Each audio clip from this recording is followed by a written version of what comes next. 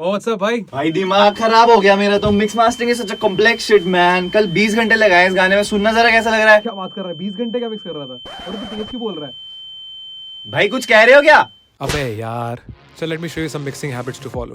So the first tip is to ignore mixing for longer durations because at a point you'll start losing a perspective of how your mix sounds. That's why ideally you should take a break after every 30 minutes in your mixing session and come back to your mix with a fresh perspective.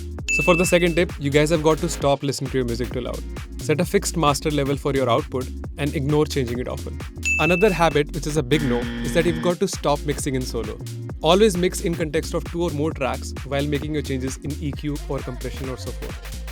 Don't spend a lot of days in just mixing one track. It's always nice to have a fresh perspective while mixing. That's why keep listening to different kind of tracks and work on 2 or more mixes at a time so that you can always make the process of mixing more of a fun and less of a job.